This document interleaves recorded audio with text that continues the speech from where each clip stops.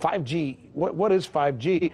So I looked at Wikipedia, and here's what I found out that Wikipedia says. 5G, according to Wikipedia, is the latest generation of cellular communications targeting high data rates, reduced latency, energy savings, cost reductions, higher system capacity, and massive connectivity. There you go.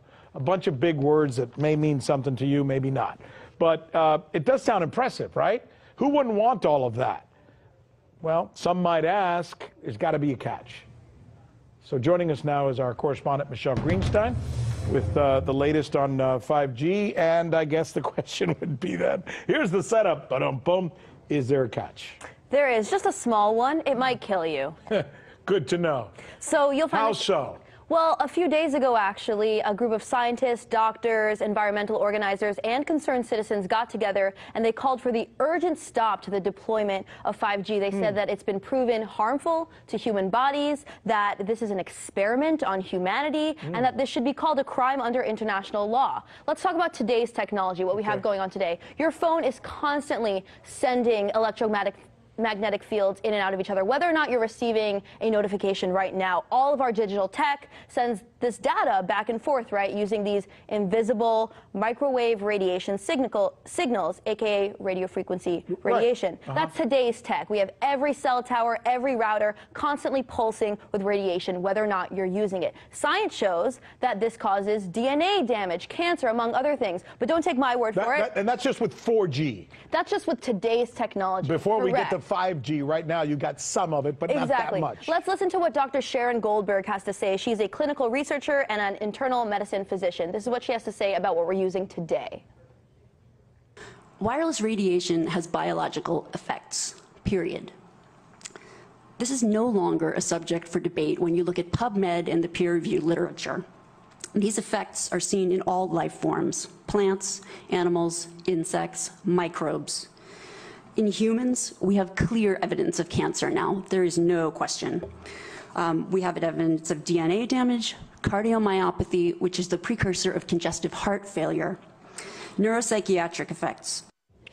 So if 4G is already doing some of this, and I imagine if somebody walks around all day with their phone next to their head for hours upon end, they might be doing some damage to themselves. But let's get beyond 4G.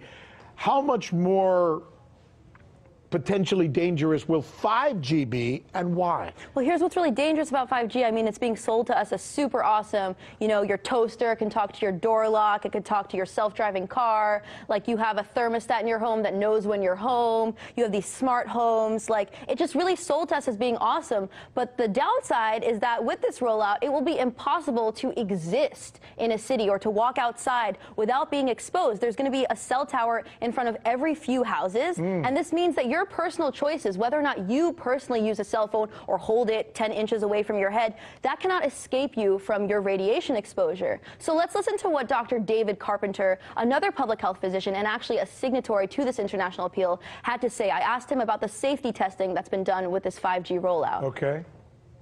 There's been no safety testing of 5G. The reason I think that it's dangerous is that there isn't any specific information to 5G, but we know that radio frequency radiation of 3G and 4G are associated with a whole variety of different human health effects. Everyone is going to be exposed to radio frequency radiation more continuously and at higher intensities, and that's going to cause more human disease. So if I was your big brother or your dad, and you're being a little younger than me and probably have a little more awareness of this stuff, and I asked you, sure. So when you described 5G, for those in the audience that maybe don't understand it, it's like this Alexa thing that's being sold to us. It's this thing in our homes where, as you said, our toaster's talking to our phone and our phone is talking to the Internet of Things, right? So, I mean, if you go online and Google Internet of Things, it's just like utopian everything vision. is connected, right? Everything, yeah, sounds super amazing. That's what 5G will eventually hope to become. Exactly. And you're saying it's too much. It's too omnipresent. Well, I'm saying that there should at least be a public debate about the health effects. And the fact is, the government is completely not jumping on the ball. I mean, because of the Telecommunications Act of 1996, which says that no state or local government can regulate the placement of any cell towers regardless of environmental effects. Right. That has really laid, there it is right there, that has really laid the groundwork for this toxic infrastructure. What is that we're looking at? I mean, I hate This is the just putting stuff up. Telecommunications Act of 1996. It's long. Why am I reading it?